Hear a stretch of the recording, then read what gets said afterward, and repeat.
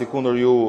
jeni në djeni, besoj dhe kolegët deputet Kuvendit të Shqipërisë, në datë 5 maj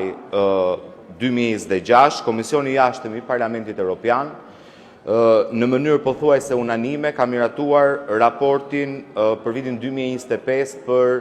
Shqipërinë, ku sigurisht evidentohen edhe çështje dhe problematika që do duhet të trajtohen nga Kuvendi i Shqipërisë. Do t'ishte një lajm i mirë që Kuvendi i Shqipërisë të luante gjatë gjithë vitit 2025 një rol në përmbushjen e shqetësimeve të ngritura nga Parlamenti Evropian. Për fat keq nuk e ka luajtur këtë rol, për fat keq ka kontribuar që në këtë raport të ketë edhe një olla të zeza për Shqipërinë, që vështirësojnë procesin e integrimit evropian, siç është vota juaj 83 kartonat kundër për të penguar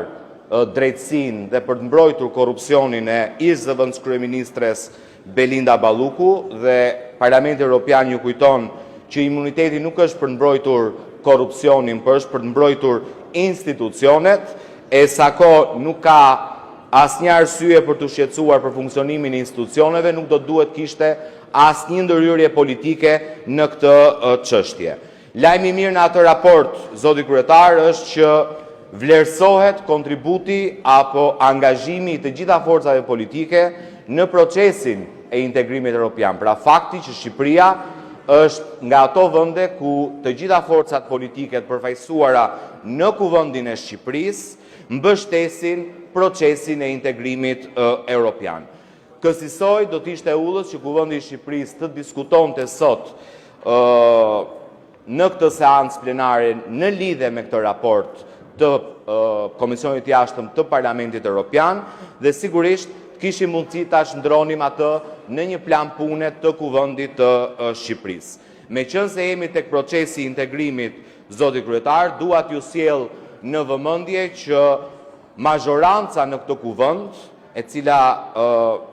në mënyrë të vijueshme është duke bërë veprime për përjashtimin e opozitës nga procesi i integrimit, vazhdon me të njëjtën rrugë edhe gjatë këtyre ditëve ku ky raport bën thirrje për bashkëpunim mes palëve në procesin e integrimit. Nesër keni thirrur një mbledhje të Këshillit Kombëtar të Integrimit Evropian. Antarët e atij këshilli janë njohur me agjendën e këshillit, dhe unë dua të informoj këta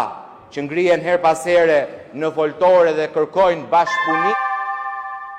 Përfundoni, ju lutem. Bashkëpunimin e opozitës në procesin e integrimit,